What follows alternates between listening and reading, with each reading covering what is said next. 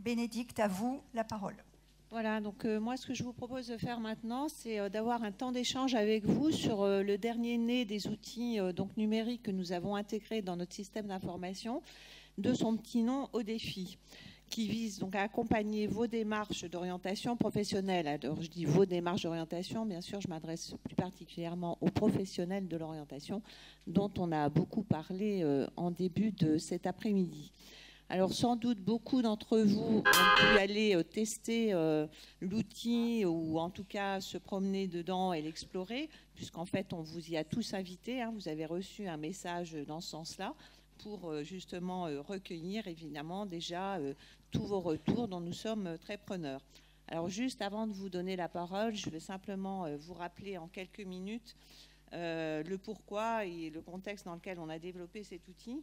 Donc, c'est un outil d'intérêt général en réponse au principe de mise en œuvre du SPRO francilien. Donc, ça, c'est très important. Madame Kribi, en tant que présidente de la commission orientation du CREFOP et présidente de Défi Métier, l'a rappelé tout à l'heure. Il faut qu'on puisse développer en fait des outils qui soient à la mesure de la région et du territoire francilien. Et donc celui-là, en tout cas, il vient bien en réponse à ces principes de mise en œuvre, donc au cahier des charges régionales en fait de l'orientation qui a été adopté en juillet 2015. En référence bien sûr à la loi, et je veux simplement rappeler que la loi, comme le disait d'ailleurs Madame Kaiser-Kruber tout à l'heure, doit permettre à tout francilien d'accéder à une information gratuite, complète, objective, à la fois sur les métiers, sur la formation, sur les certifications et sur l'emploi sur les territoires. Donc en effet, les CEP, mais globalement tous les orientateurs, ont un défi à relever. Et donc, nous avons, nous, en tout cas, l'ambition de les y aider à être les superwomen et les superman que nous attendons. Donc, cet outil, il est dès à présent un outil commun à l'ensemble des professionnels de l'orientation francilien et il le sera encore davantage demain, puisqu'on va vous proposer, en fait, de le faire évoluer et de le développer avec vous.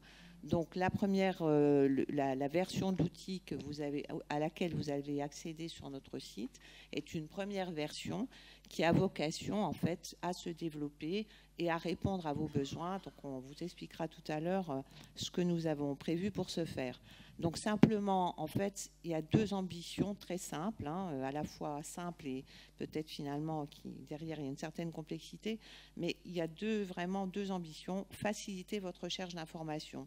Donc là, on est vraiment dans les recommandations du CNEFOP hein, qui, dans son rapport des ressources à partager, préconise que les informations soient rassemblées et qu'elles soient mises en cohérence. Donc c'est vraiment l'ambition de cet outil, c'est de rassembler des informations, de vous permettre en fait une entrée unique et qui vous permettent d'accéder à des informations chaînées entre elles. Donc un chaînage entre des informations liées au métier, des informations liées à la formation, des informations liées à la certification ou encore à l'emploi.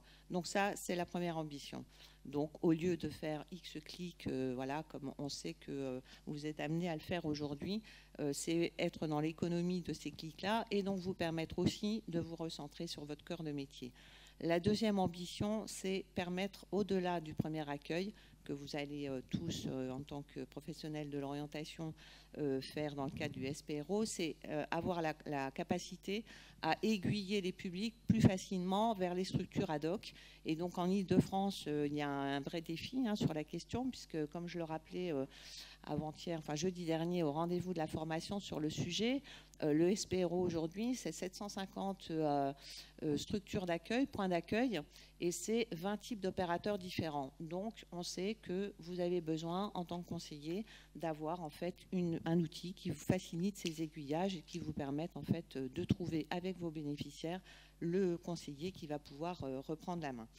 Donc, pour ceux qui ne l'auraient pas encore découvert, mais je pense que beaucoup d'entre vous sont allés voir. Vous allez voir dans le clip qui va suivre, en fait, le fait que, enfin, comment dire, le fait que la navigation dans l'outil a été conçue de manière simple.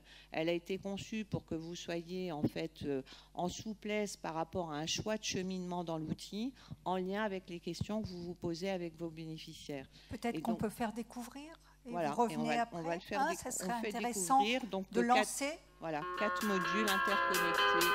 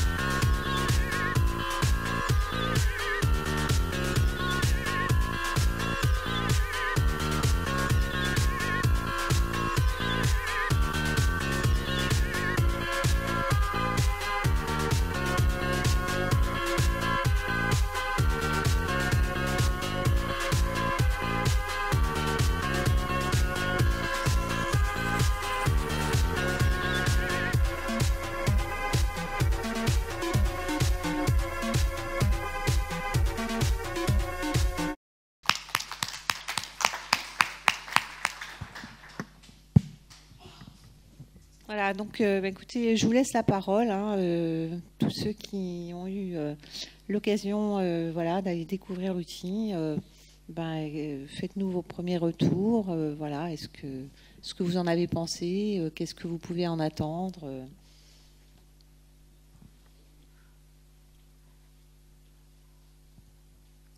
Ça vous laisse sans voix?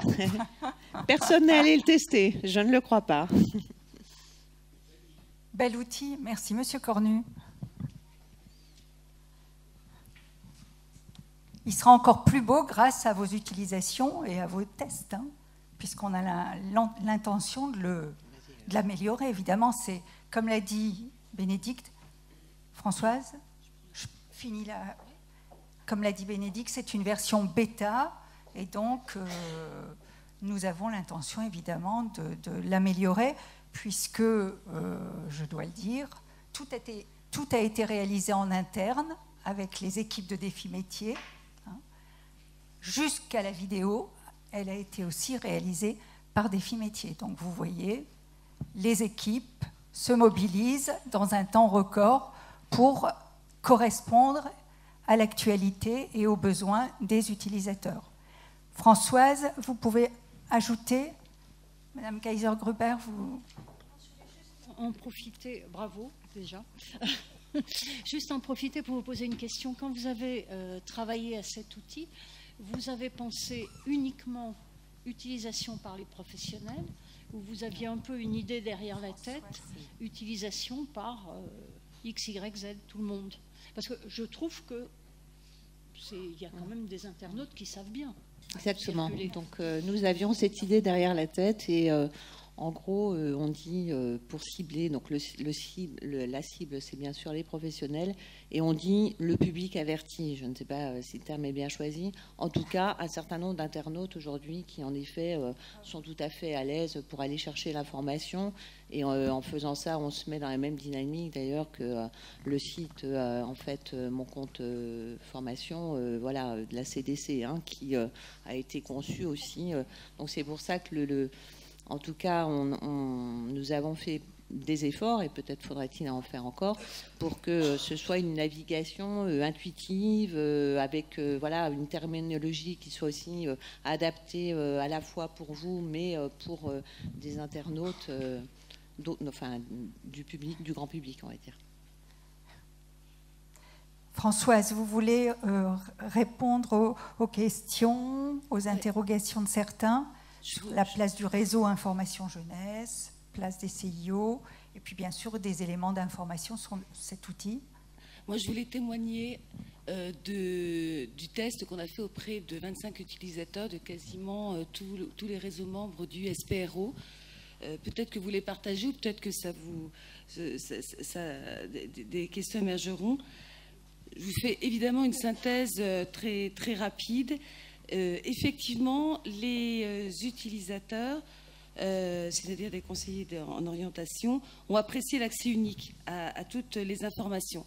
Informations qu'ils détenaient, et ce qu'ils ont apprécié, c'est le chaînage. En revanche, ils ne détenaient pas une information qui leur semble très intéressante, c'est dans le module emploi. Vous avez pu peut-être rapidement comprendre ou en allant voir, en fait, on propose 4 modules qu'on peut prendre par le bout qu'on veut, hein, en quelque sorte.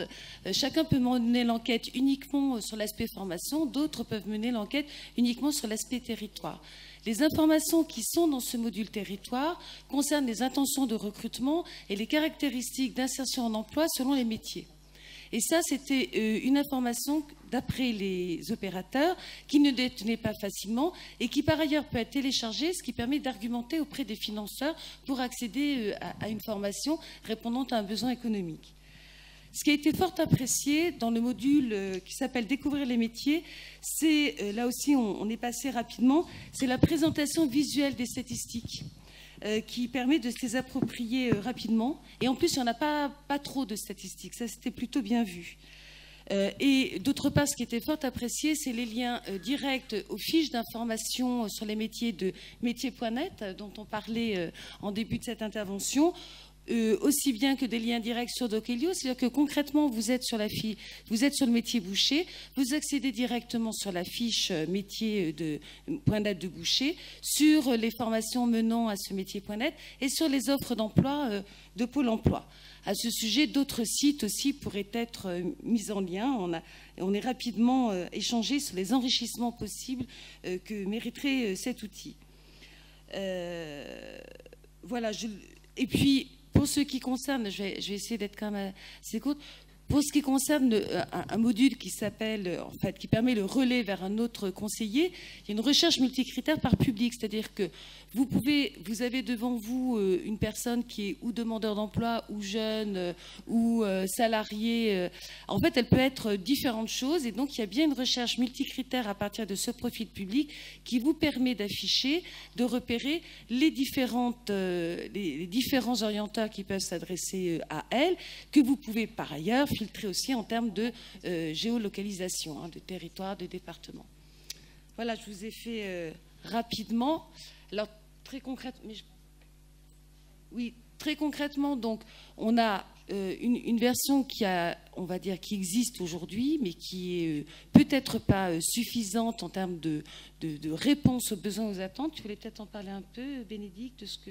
Donc, après ces tests auprès de quelques conseillers des membres SPRO, on va en fait très concrètement utiliser là d'une façon un petit peu plus large, on va organiser des groupes utilisateurs, ce que l'on a des clubs utilisateurs pour rester dans la terminologie, et donc on a des rendez-vous qui sont proposés à des conseillers d'orientation des divers réseaux, une au mois d'octobre, 3 au mois de novembre et une au mois de décembre.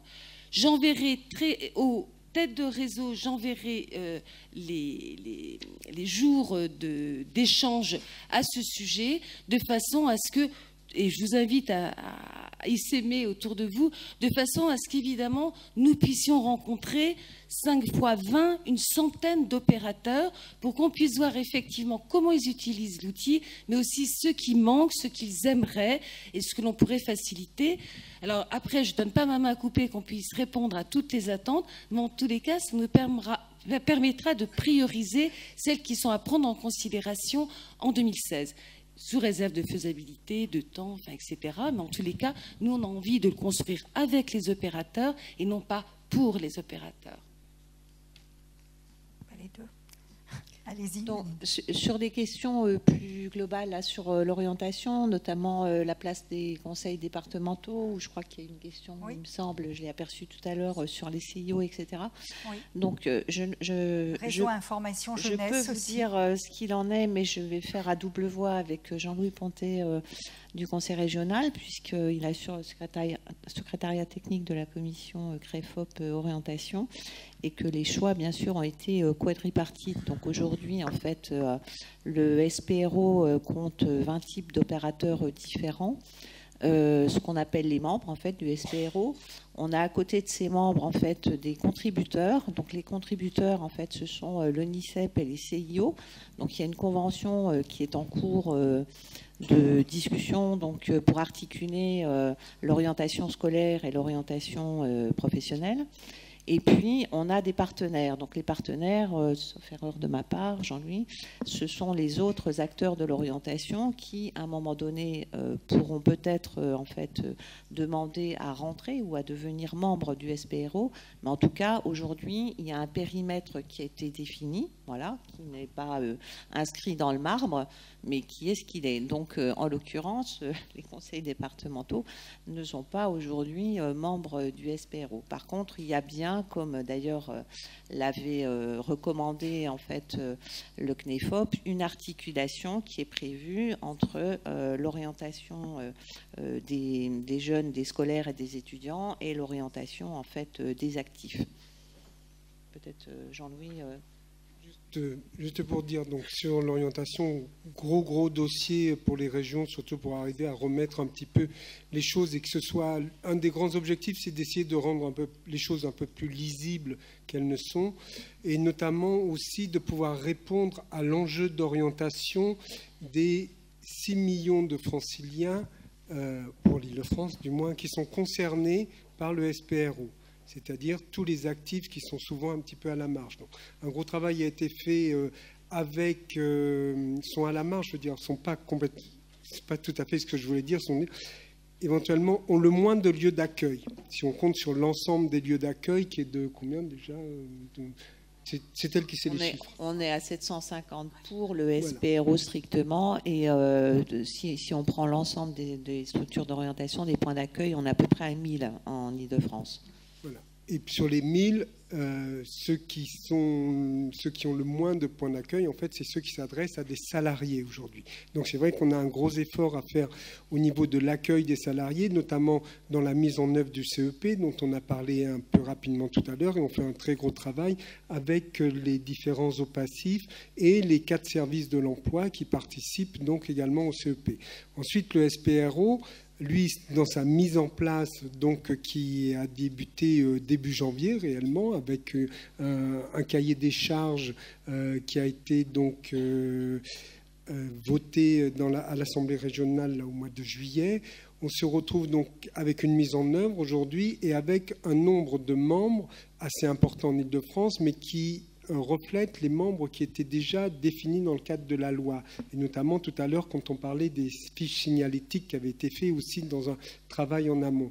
Ensuite, que d'autres membres puissent venir. Alors, il y a d'autres acteurs qui font de l'orientation, bien entendu. On ne les a pas cités là, mais il y a les maisons de l'emploi, il y a les plis, il y a aussi pas mal de gens qui font de l'orientation. Aujourd'hui, c'est bien de rendre les choses lisibles. Donc, ce qui a été un peu décidé en Île-de-France, c'est de commencer avec les acteurs principaux de l'orientation, ceux définis dans le cadre de la loi, et ceux qui mettent en œuvre le CEP, puis au fur et à mesure d'élargir ce nombre de personnes pouvoir faire de l'AIO, mais avec des critères. Et ces critères vont être définis également par la commission du CREFOP qui s'occupe du SPRO, et c'est à partir de ces critères que pourront être retenus d'autres membres complémentaires à ceux déjà existants dans la liste qui a été votée. Jean-Louis, là, tu confirmes que le réseau Information Jeunesse et la DRJSCS sont membres du SPRO en Île-de-France. Il y a non seulement le réseau, mais voilà. plus le CIDJ. Alors, je sais voilà. pas comment je... Le CIDJ, le réseau Information Jeunesse, fait partie du SPRO francilien. Il faut distinguer le SPRO du Conseil en évolution professionnelle. Le SPRO intègre le Conseil en évolution professionnelle. Le Conseil est une prestation de service. Le SPRO est une démarche qui est en train d'être lancée, d'être mise en œuvre. C'est un service public. Oui, voilà. Le SPRO, c'est bien un service public. Voilà. Le CEP est un dispositif qui peut et qui se délivre quelque part par des acteurs et faisant partie de ce service public. Oui, en partie. Voilà. Les CIO, là, les conseils... Parce qu'il y avait les conseils, ah oui, il y avait une question. Les conseils en évolution, les CIO, pardon. Donc les CIO et l'ONICEP, on est en train, avec l'Éducation nationale, donc avec les 3 rectorats franciliens, de construire une convention cadre sur l'action, sur le lien entre ce service régional de l'orientation professionnelle et celui de l'orientation scolaire. Une convention cadre dans un premier temps, qui sera votée donc après nos élections régionales, donc sûrement en janvier, février ou mars. Et également, on va mettre en place, essayer de décliner des actions ponctuelles aussi, puisque pour le SPRO, on va avoir, si vous voulez, un peu un cahier des charges sur 2-3 ans, le travail qu'on s'engage à faire avec l'ensemble des acteurs. Et il faudra que l'Éducation nationale et l'ONICEP, donc les 3 rectorats et l'ONICEP, puissent également s'engager autour d'actions autour de ça, mais au regard des accords signés avec leur tutelle. On ne va pas signer avec chaque CIO, on va signer avec les 3 tutelles, donc les 3 rectorats. Merci. J'ai vu beaucoup de questions de la part sans doute d'organismes de formation, même quelqu'un qui disait qu'il y aurait dû y avoir un stand pour avoir la réponse à nos questions. Les questions tournent autour du CPEF, je les entends, nous n'y répondrons pas aujourd'hui, donc je vais faire quelques frustrés, mais des frustrés temporaires. Nous y répondrons à travers nos publications, voire nous verrons si on organise quelque chose de spécial sur le CPEF, parce que je me rends compte qu'il y a encore beaucoup d'interrogations, de besoins d'informations autour de la notion d'éligibilité, la notion d'inscription au CPF. Et donc, nous verrons d'ailleurs avec le Conseil régional et l'État s'il y a lieu, avant la fin de l'année, de faire quelque chose de spécial, parce qu'il n'y a pas de raison que vous restiez sans information. C'est un dispositif important, complexe et qui est utile puisqu'il s'adresse à tous les salariés, voire aux demandeurs d'emploi aussi. Ils peuvent utiliser leur CPF et donc on a intérêt à ce que ce dispositif prenne son envol. Donc, excusez-nous, mais on ne répondra pas à ces questions-là. On est aujourd'hui là pour que vous réagissiez sur les productions de défis métiers et que vous nous fassiez part de vos besoins, mais pas pour répondre là, dans l'immédiateté, à toutes vos questions. Monsieur Cornu ? Ah. Bon. Mais vous aurez vos réponses, Monsieur Cornu, on se reverra, on se connaît. Voilà. Donc, je vais passer la parole aux équipes. Oui, il y a une dame et un monsieur là.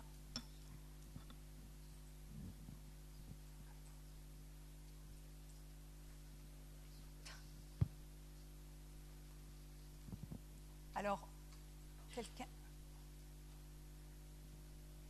La dame, vous pouvez... Allez-y, monsieur, vous avez le micro.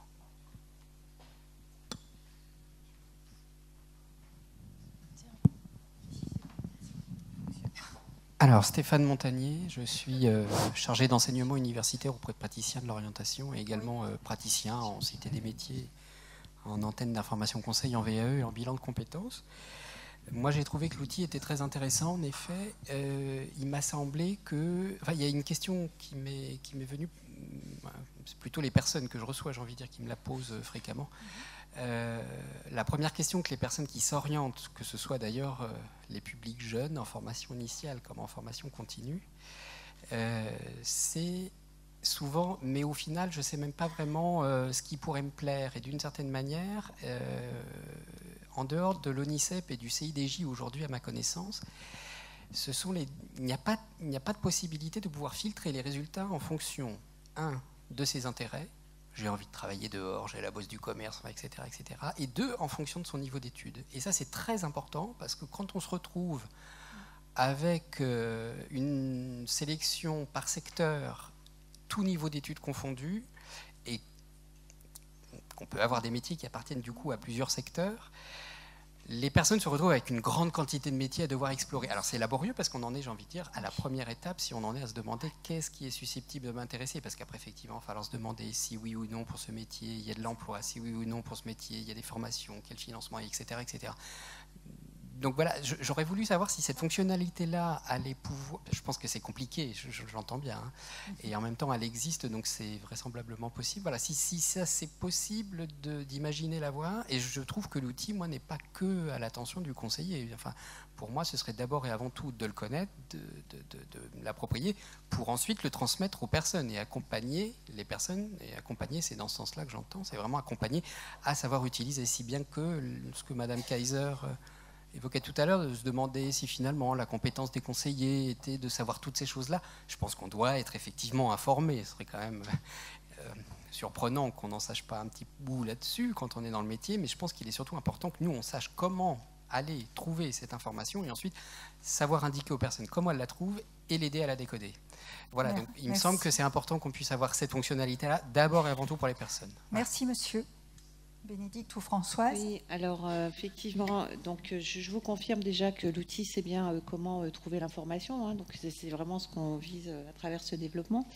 On y a pensé, en effet, à intégrer ce type d'outils. Alors, on a pensé à ça. Alors, d'abord, on a cette fonctionnalité, elle existe sur le site lesmétiers.net.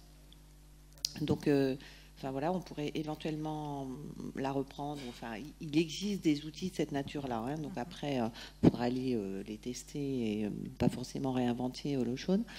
L'autre aspect auquel on a pensé, qui nous paraissait intéressant pour les actifs, mais qui n'est pas encore développé, et ce serait intéressant d'avoir vos réactions, c'est d'intégrer en fait un petit module qui permette d'identifier en fait les compétences transversales, pour justement permettre de travailler sur la question de la mobilité et donc de ce qu'on a déjà en capital, entre guillemets, en compétences, pour aller d'un métier à un autre. Donc là, on pourrait s'adjoindre la compétence, pour le coup, d'autres partenaires voilà, qui ont déjà travaillé sur cette question. Mais en effet, enfin en tout cas, si on a d'autres réactions du type de la vôtre, on pourrait réfléchir et vraiment faire évoluer l'outil de cette façon en intégrant ce type de fonctionnalité.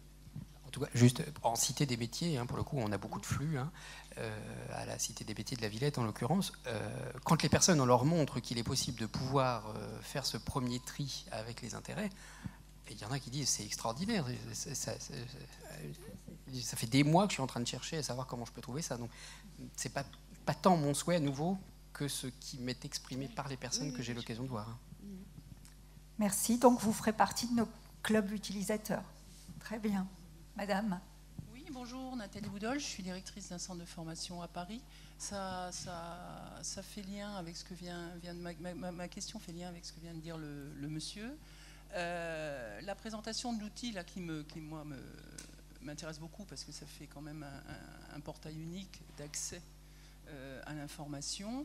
La question que je pose, c'est est-ce que vous avez prévu, ou est-ce que ça a été fait, ou est-ce que c'est possible de le faire, d'intégrer dans la gouvernance de cet outil les bénéficiaires finaux, mais dans le sens que disait le monsieur, c'est-à-dire les demandeurs d'emploi ou les salariés, hein, puisqu'il y avait 4 boutons. Avec le bouton « Je clique sur mon conseiller », donc ça veut bien dire que l'interface doit être appréhendée par ce public-là, et qu'il peut avoir aussi une parole sur la manière de le construire et avoir son mot à dire là-dedans, tout comme vous proposez des enquêtes auprès des tests auprès des conseillers, vous avez parlé, hein, Quelle est la place qu'on pourrait donner dans la co-construction de cet outil aux bénéficiaires finaux? Alors, on va y aller par étapes, progressivement. C'est vrai que je vous ai dit tout à l'heure que le public final, en tout cas une partie de ce public final, pourra être utilisateur. Notre cible première, prioritaire, en tout cas, ce sont d'abord les professionnels de l'orientation, parce que Défi Métier, en fait, nos utilisateurs, c'est vous. Donc, les professionnels du champ de l'emploi-formation.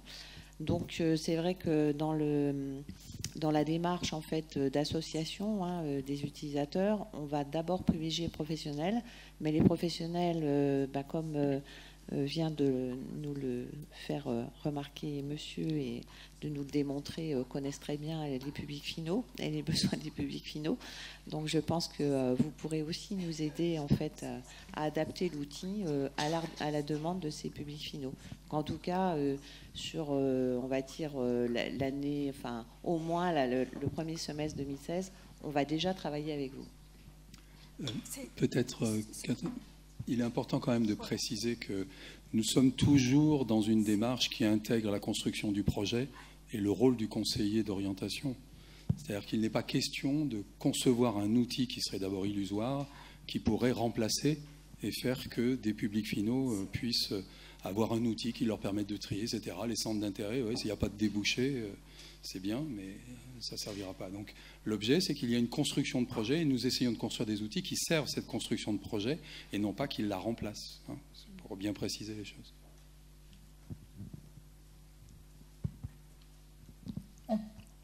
Ça va? Madame, oui. Bonjour, Christelle Bignon, conseil départemental du Val-de-Marne. Juste rebondir sur cette petite question que je trouve intéressante en fait. Est-ce que c'est pour les conseillers ou pour le grand public? Effectivement, le rôle du conseiller il est important. Pour autant, les personnes, elles font cette démarche.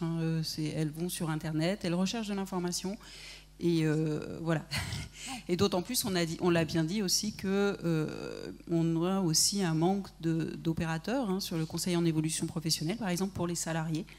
Et donc, moi, j'ai des personnes au bout du fil qui d'elles-mêmes tâtonnent pour rechercher un financement, un projet de formation. Et je trouve que l'outil, il est vraiment intéressant. Et je pense que, voilà, moi, je serais plutôt pour quand même qu'il y ait une communication plus importante sur cet outil. Parce que j'ai des personnes au bout du fil qui tâtonnent et à qui on n'a jamais parlé de défi métier. Et je trouve ça un petit peu dommage parce qu'elles ont un projet précis et cet outil peut vraiment les aider.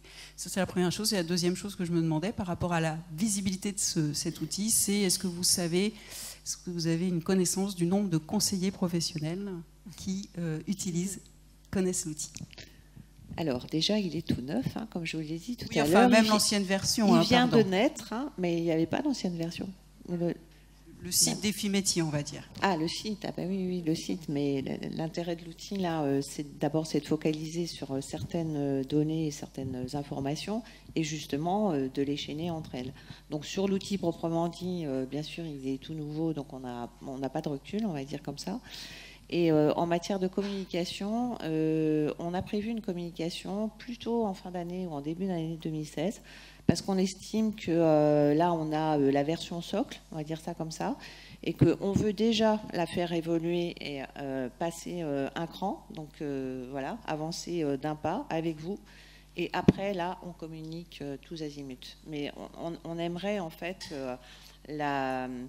l'améliorer déjà, voilà, prendre la base qui existe aujourd'hui, faire les ateliers utilisateurs tels que Françoise en fait vous l'a présenté, imaginer en fait une version suivante et là de pouvoir communiquer fortement. Mais on a déjà un bouche à oreille qui semble-t-il fonctionne pas mal. Et puis le nombre de professionnels orientateurs. Non, on le connaît pas. On connaît le nombre de structures. Après, est-ce qu'on a une idée? J'en profite, je lance un appel, puisqu'on est dans la contribution et l'échange. Oui. Effectivement, dans, par exemple, la réalisation de panoramas de diagnostic dont on parlait, il nous manque un certain nombre d'éléments d'information qui ne sont pas faciles à collecter. On sait qu'elles existent, mais elles ne sont pas faciles à collecter. Oui. Et si vous avez des suggestions à nous faire pour faciliter la collecte ou pour nous donner directement les informations, on est très favorable. Je vous donne juste un exemple. Sur le module qui est relayé vers un conseiller, avoir cette base de données de contacts, simplement des structures, sans même connaître le nombre de personnes qui sont dans ces structures, connaître précisément la structure, son numéro de téléphone et son adresse pour 1000 structures, c'est une gageure. Moi, je pense qu'ensemble, on pourrait sans aucun doute améliorer l'information les uns auprès des autres si on arrivait à trouver des systèmes plus fluides. Voilà. Donc c'est un appel au peuple, et un appel à contribution. Voilà, j'en profite. Bon. Oui. En fait, madame a répondu un petit peu à ma question par rapport à l'outil. Est-ce qu'il y a des choses de prévues sur le Grand Paris, notamment le projet Grand Paris? Toujours sur l'orientation, de façon un peu plus large. Formation. Recrutement. Alors, moi, je vous invite, je réitère, je vais être têtue, à participer au groupe utilisateur. Puisque s'il y a des attentes qui sont partagées, il ne s'agit pas de répondre juste à un réseau, aux besoins d'un réseau, mais si on a des attentes partagées d'orienteurs professionnels, par exemple sur les grands projets, on cite Paris, mais il y a aussi d'autres grands projets, pourquoi pas les regarder et voir concrètement ce qu'ils sont. Aujourd'hui, nous, on a plein d'idées, mais elles sont peut-être pas justes, elles sont probablement pas justes, parce que c'est pas nous qui sommes face aux personnes. Donc, de nouveau, donnez-moi vos cartes de visite en sortant, et puis on bosse ensemble en plus petit comité qu'ici. D'autres questions ? Oui, monsieur. Juste une question. Donc, Mathieu Juchet, chargé d'ingénierie de projet et de développement local au comité de bassin d'emploi Sud 94.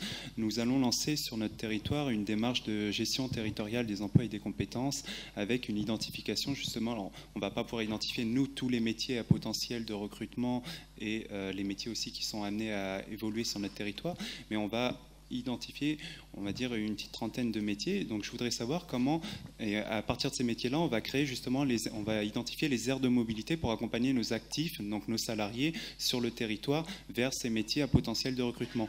Donc je voulais savoir s'il y aurait des possibilités justement de faire lien avec votre outil en termes de données. Alors après, je sais que ça peut être compliqué, parce qu'il y a d'autres territoires en Ile-de-France qui sont associés sur ce type de démarche, donc après il faut avoir des données qui sont un peu homogènes.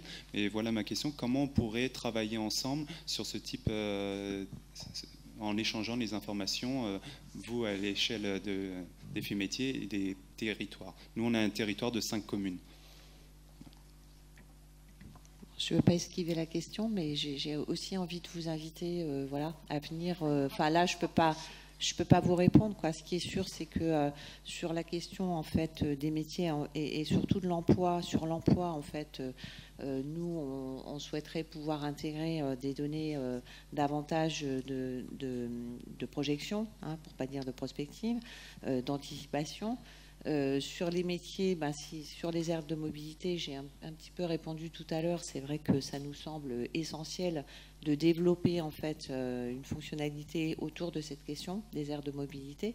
Mais aujourd'hui, on n'a pas de, comment dire, si vous voyez, le développement et ce sur quoi on veut précisément travailler, faire ressortir, et ce qu'on veut donner en fait à voir à travers l'outil, on ne l'a pas complètement défini. Et c'est de ça dont il s'agit, et c'est ça qu'on veut pouvoir faire avec vous, quoi. Donc vraiment bienvenue, et venez nous faire vos propositions, nous expliquer ce que vous faites sur votre territoire et comment on pourrait éventuellement récupérer vos données. Oui, ça fait partie du rôle de défi métier, justement, et ce qu'on fait à travers les outils, c'est ça, c'est de mettre en relation, essayer de faire en sorte que chacun ne fasse pas dans son coin séparé. Ça s'est fait au niveau d'organismes comme nous d'ailleurs, et d'institutions, etc., où chacun recrée un peu le monde et fait sa base de données, fait son outil autre. On a par exemple, travaille avec l'AFPA sur justement des outils, sur les compétences et les aires de mobilité, puisqu'ils ont aussi travaillé là-dessus. Et donc l'objet, c'est d'essayer de rassembler tous ceux qui bossent là-dessus et justement de faire quelque chose de commun pour pouvoir être au service et compléter ce type d'outils sur les compétences, puisque c'est ça qu'il faut étudier pour travailler les aires de mobilité. Donc on est en train de rassembler. Donc comme ce n'était pas suffisamment avancé par rapport à l'outil, nous ne l'avons pas mis dedans, mais c'est effectivement le travail complémentaire qu'on fait, parce que c'est le chaînage complet qui est indispensable pour être vraiment utile pour un professionnel ensuite. En tout cas, ça va dans ce sens-là. Donc elles ont raison d'insister pour dire « venez bosser avec nous » parce qu'il n'y a que comme ça qu'on va y arriver. C'est un peu la logique dans laquelle nous sommes.